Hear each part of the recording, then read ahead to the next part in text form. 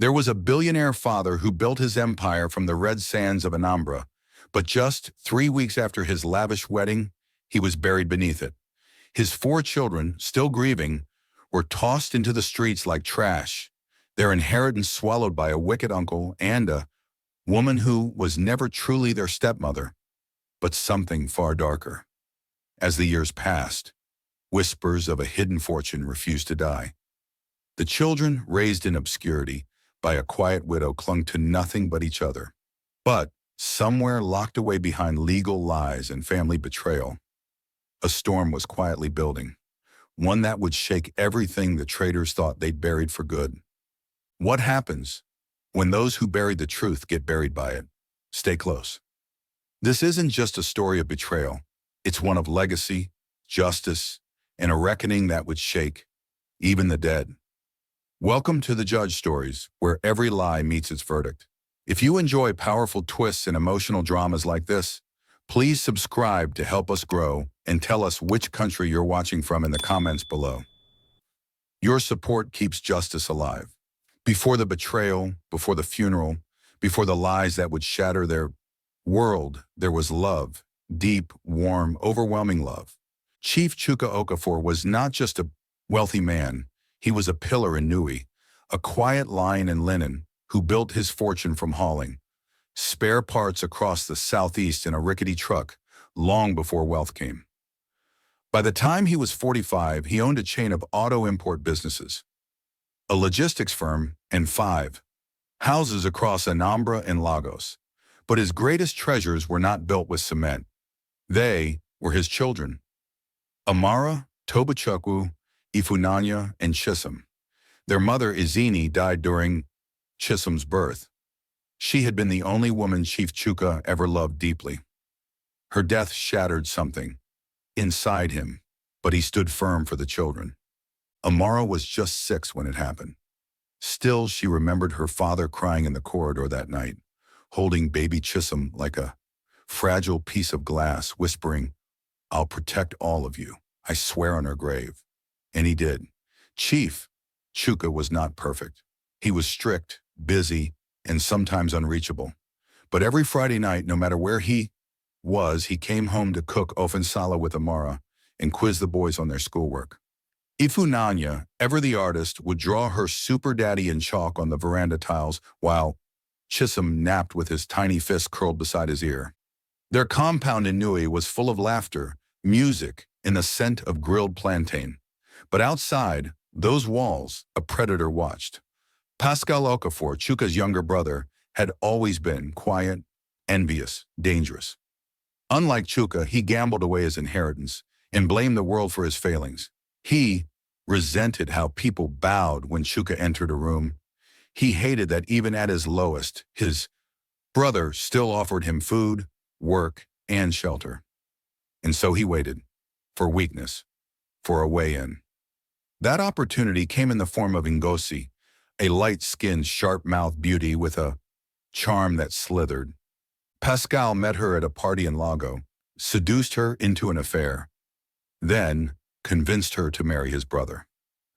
"Win his trust," he whispered. "The man is aging and lonely. When the time is right, we take everything."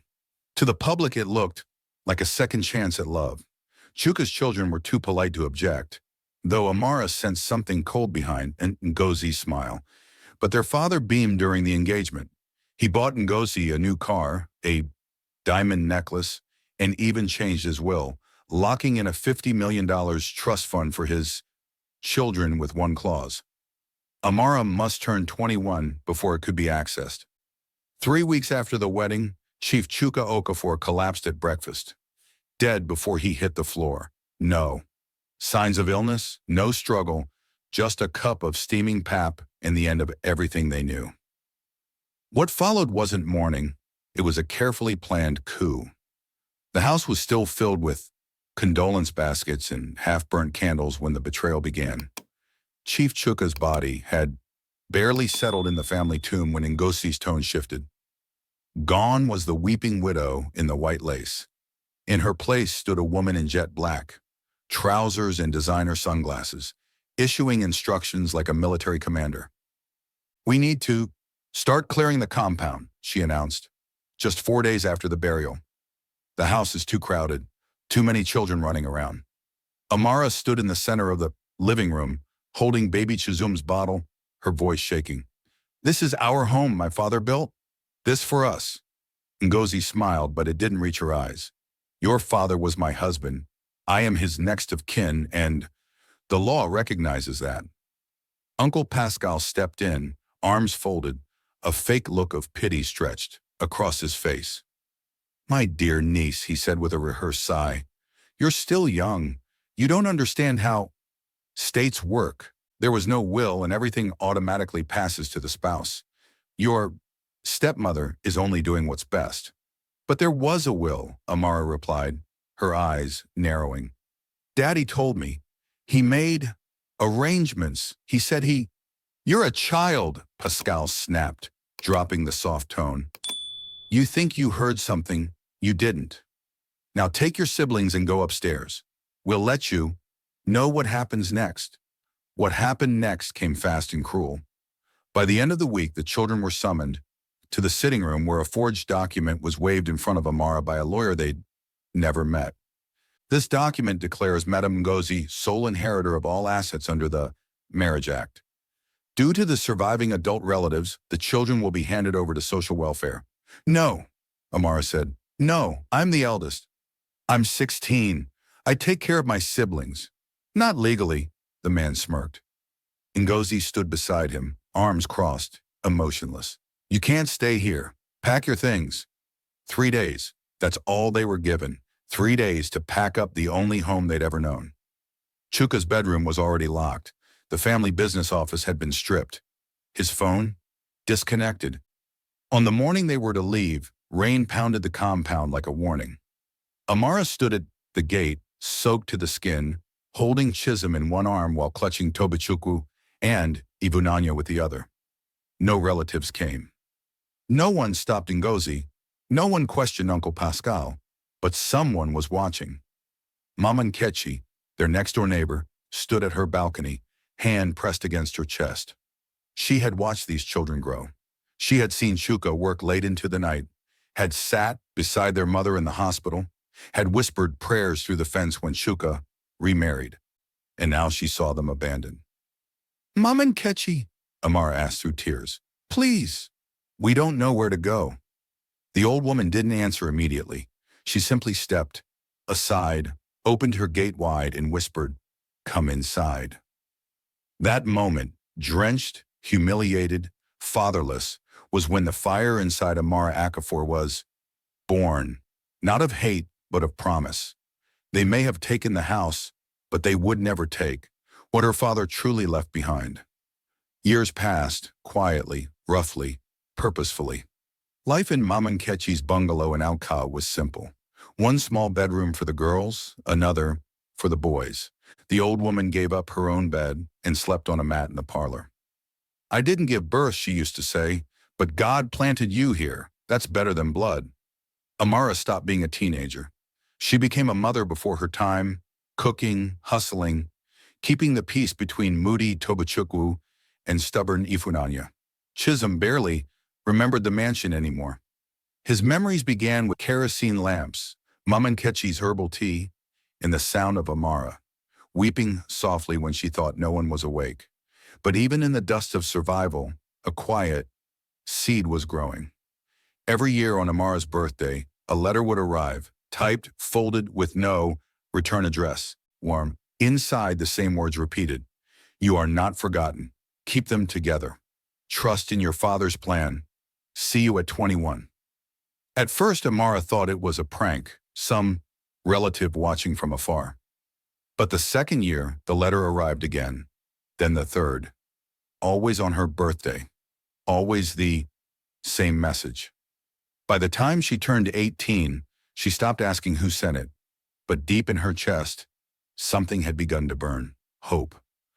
One afternoon, while cleaning Mama Nkechi's cupboard, she found an old USB drive wrapped in a red cloth. Curious, she borrowed a neighbor's laptop. What she found inside shook her. A video dated 1 month before her father's death. Chief Chuka Okafor sat at his desk, voice calm, eyes heavy. If you are watching this, it means something has gone wrong. I may no longer be with you, but if you are old enough to access this file, then you are ready.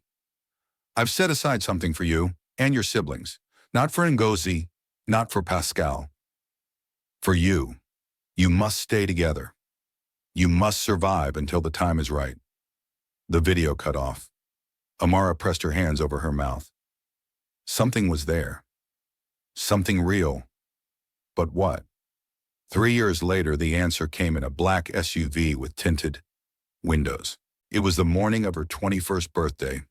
No party, no cake, just pancakes and silence. The children had grown. Toby Chukwu was now a lanky computer wizard. Ifunanya had fire in her voice. Chisholm, a quiet storm. Amara had stopped smiling years ago. That morning, the car pulled up outside the gate. A man in a gray caftan stepped out, carrying a leather briefcase. "Is this the residence of Miss Amara Chuka Okafor?" he asked, removing his sunglasses. "I'm Amara," she said cautiously. He extended his hand. "Barrister Tunde Olatunji, I have been waiting years to deliver something that belongs to you." He opened the case. Inside, documents, foreign accounts, photos, and a letter. Amara's eyes scanned the pages, her hand trembling. Her father hadn't just planned for them. He'd outsmarted everyone. They had no mansion, no inheritance, no trace of their former life, except for what they carried, in their bones and in their names. The compound behind Mom and Ketchi's bungalow in Alka was small, patched with weeds and broken cement. But to the Okafor children, it was safety. The air often smelled of wood smoke and dried fish. Their walls were thin, but their hearts were thicker than blood. Amara worked constantly. She braided hair in the morning, cleaned a pharmacy in the afternoons, and sold chin-chin by roadside in the evenings. Whatever she earned, she split. Rent, food, school fees. It was never enough, but somehow she made it stretch. Toby Chukwu, now 19, rarely spoke unless it was about computers. He'd once built a laptop from junkyard parts just to access a free coding course. At night, he'd sit on the zinc roof with an old solar-powered router, chasing Wi-Fi from a nearby government office, fingers flying across the cracked keys like he was saving the world. Ifunanya, at 17, had inherited their mother's fierce eyes and their father's sense of justice. She dreamed of law, of fighting people like Ngozi and Pascal, of burning systems that let monsters win. In school, she earned the nickname Iron Lady, and no one, not even her, teachers, crossed her lightly.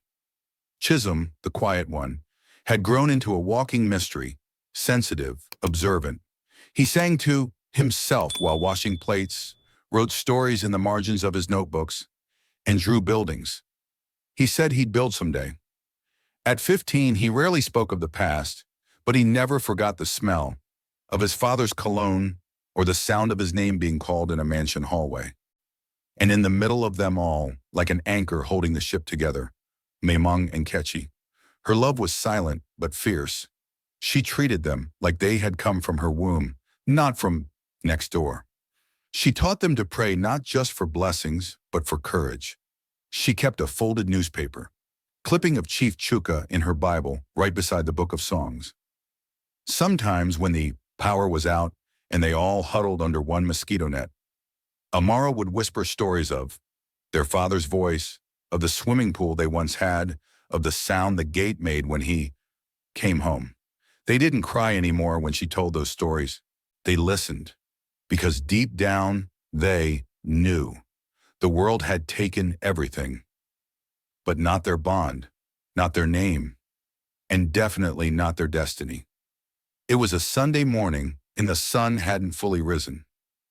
Amara had just tied her wrapper when she heard a knock at the gate. Not the kind of knock that asks, the kind that knows why it's here. She stepped out, still holding her scarf, and there he was again.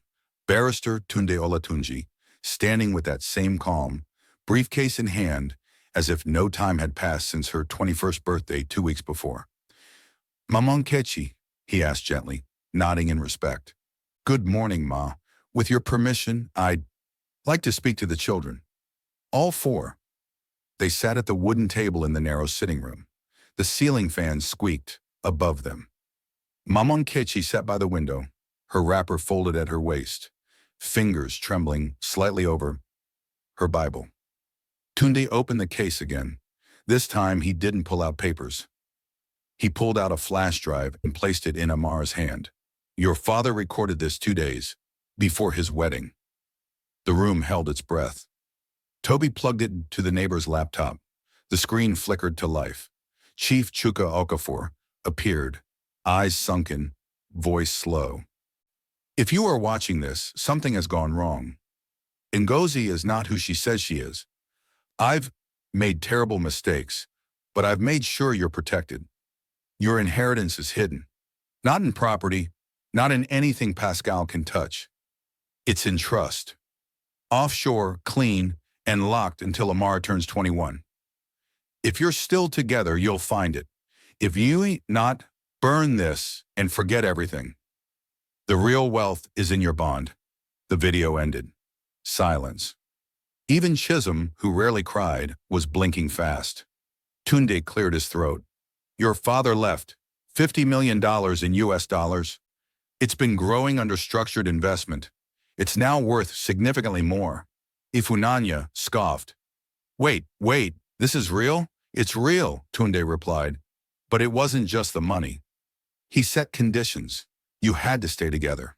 You had to survive. He looked up, eyes softening. And you did.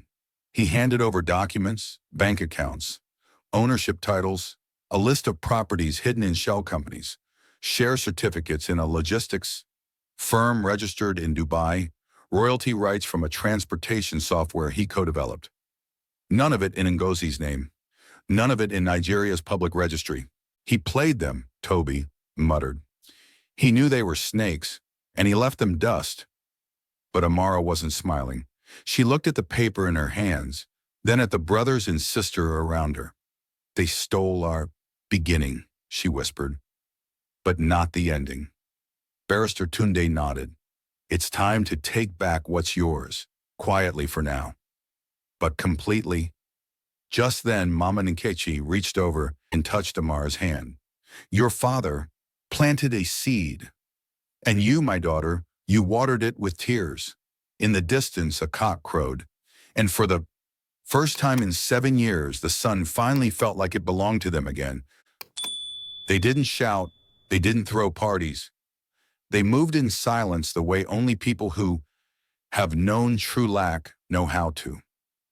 Amara withdrew the first portion of the trust fund under Barrister Tunde's supervision. She opened 5 separate accounts, one for each sibling, one for Mama Nkechi, and one for the BIMBO foundation her father had always dreamed of creating. Not a single naira was touched for luxury, not yet. First, she bought a house, not a mansion, a quiet, gated duplex in a secure estate on the outskirts of Enugu. 4 bedrooms, a large kitchen, a library space, light, peace. When they moved in, Chisholm stood in the middle of the living room and whispered, so this is what silence without fear feels like. The next day, Amara resigned from the salon. Tobechukwu uninstalled every illegal coding app he had ever used. Ifunanya dropped her roadside baking hustle, and for the first time in a decade, they breathed. But the money didn't change them. It sharpened them. Tobechukwu enrolled in a tech accelerator in Lagos. In 6 months, he pitched a ride-hailing, logistics idea rooted in what he remembered from their father's work. The startup got its first investor before his 21st birthday. Ifunanya applied to a law faculty in Nsukka, graduating top of her class in 2 years, then transferred to a human rights fellowship abroad. One day, she said, I'll look Pascal in the eye. But in court, Chisholm, quiet as ever, started art school. But not in Nigeria. A scholarship was arranged in Cape Town, and when his first gallery piece sold for $4,000, he sent the entire amount to Mama Nkechi. She cried for hours. As for Amara, she was no longer just a survivor. She became a force.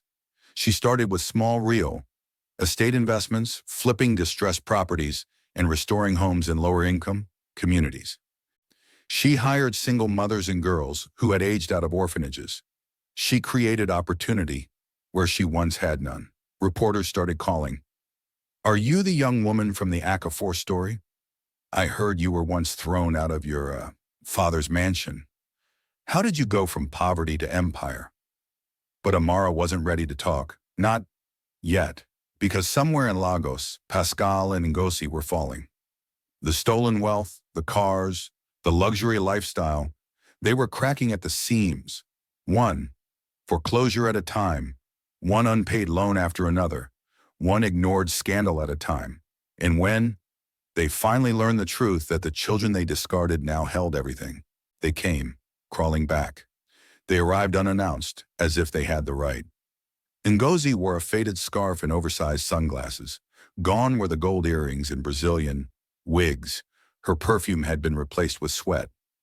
Pascal followed behind her, his once confident stride reduced to the shuffle of a man out of options. The security man at the estate gate had called Amara first. "Madam, 2 people day here. They say enough family." She already knew. They stood at the entrance of the duplex, looking up at a house that now held everything they once stole. Amara stepped out slowly.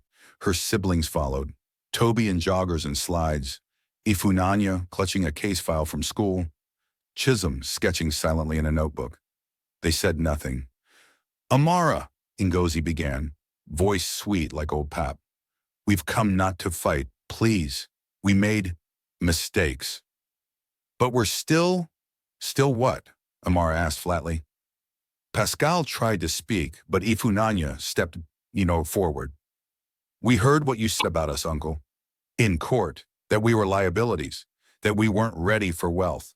Now you've run out of money and you think we're family again?" Ngozi blinked hard. "I was young, manipulated. I didn't know Chuka had that kind of money locked away." "Please, we're suffering." "Suffering?" Toby Chukwu said with a bitter laugh. "You gave us suffering. You gift-wrapped it." "You don't understand," Pascal began. "No," Amara interrupted. "You don't understand. We begged you. We were children. You threw us out like trash and told people we were lying. Orphans. And now? Now you want entrance into the house our father built?" Ngosi's voice cracked. "Even if you don't forgive us, help us. Just something to eat, to breathe." Amara looked at her brothers and sister. Then she turned back, eyes steel. "We are not vengeful people, but we are not fools either." She reached into her purse, pulled out an envelope, and handed it to Ngozi. Inside, a list of shelter, public meal programs, and a small note. "We have forgiven you, but we will never forget you." She shut the gate, slowly, firmly. Pascal's voice broke the silence. "Everything you have is still ours in some way. Hey, you wouldn't have survived without the fire we gave you." Amara turned, one hand on the gate. "No," she said, calm as the rain. "We survived in spite of you, not because of you." As the gate clicked shut, Ngozi whispered, "Chuka would have forgiven me." But from behind the gate, Amara's voice floated softly. "You're right. He probably would have. But he's not the one you have to face anymore." It began with a phone call, not from Ngozi, not from Pascal, but from a journalist. "Miss Okafor, is it true your uncle and stepmother embezzled your late father's estate? We've received court documents, leaked affidavits." Amara's eyes narrowed. The truth had started leaking, and this time they wouldn't stop it. Within days, headlines spread across blogs and newspapers. "Billionaires hidden Will Sparks. Legal firestorm. Children reclaim stolen legacy after 7 years of silence. Okafor orphans rise from ashes. Sue uncle and widow for fraud." Barrister Tunde filed the case with surgical precision, multiple charges, estate fraud, document forgery, unlawful eviction, conspiracy to conceal inheritance and child endangerment. Ngozi and Pascal, desperate, tried to settle out of court. They sent an apology video. Amara didn't even open it. At the Federal High Court in Lagos, the trial began. Amara walked in first, dressed in soft ivory, calm, powerful. The courtroom fell quiet as the four siblings entered. Cameras flashed, but they didn't flinch. Across the room, Pascal and Ngozi sat pale, dressed like shadows of themselves. They had expensive lawyers, but no moral ground left. Tunde began. Your Honor, these are not just financial crimes. They are human crimes. Crimes committed against orphan children. This is not just a matter of missing money. It is a theft of years of dignity, of inheritance. And the law must not only correct, it must remember. Exhibits were presented, the original video will from Chief Chuka, a confession letter from a former associate of Pascal, handwriting comparisons between Chuka's true documents and Ngozi's forged marriage affidavits, witness testimonies from Mama Nkechi, from neighbors, from bank officials, even from a former staff member who testified that Pascal ordered all Chuka's records to be cleaned out. Then came the testimonies of the siblings. Ifunanya spoke first. I remember the day we were kicked out like dogs. I was 11. I remember the rain. I remember how Pascal looked at us and said, survive if you can, and we only did. Not because of them, but because of each other. Tobachukwu followed. They told us we were too young for, but the truth is, they were too greedy for morality. Chisholm stood silently for a while before speaking. My father's name was not money. It was responsibility. And we're here to protect that name. Finally, Amara, I was 16 when they tried to erase our bloodline. They thought money made us rich, but we were rich in something they never understood. Memory. We remembered who we were, even when they buried the truth. The courtroom was silent.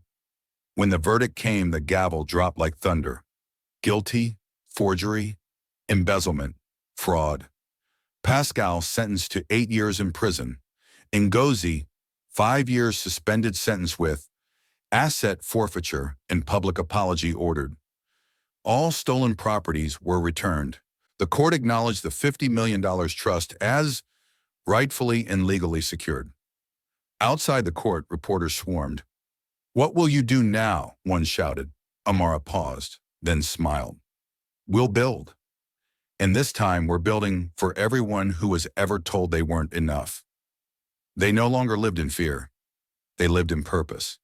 3 years had passed since the trial. The name Okafor was no longer whispered in pity, was now spoken with pride on headlines in boardrooms, in schools. Amara sat at the head of a long conference table, high above Victoria Island, overlooking the Lagos Lagoon. She wore a soft Ankara pattern blazer and simple gold studs. On the glass, behind her, etched in clean silver, the Chuka Legacy Foundation. They had built more than a business. They had built a movement. Mama Nkechi, now in her 70s, had a wing of the foundation named after her. The Nkechi Home for Girls Without Mothers. She spent her mornings praying, her afternoons, laughing with children who had nothing, until they walked through her gate. Tobachukwu's startup had expanded to 6 cities in West Africa, using AI to streamline transport logistics. But he still took the night shift sometimes, just to remember where he came from. Ifunanya, now called Barrister Firebrand on social media, opened a legal aid firm for girls wrongly accused or abused by relatives. When asked why she did it, she simply said, because I remember the coldness of a locked gate. Chisholm had published his first book, The House They Took From Us, a memoir filled with art and pain and healing. It was nominated for a Continental Literary Prize and turned into a documentary by Netflix Africa. And Amara? She finally allowed herself to love. She met Daniel, an architect, who had once come to pitch for a foundation building project. He didn't ask about the money. He asked about her scars and stayed. Their wedding was small, intimate. Mama Nkechi walked her down the aisle.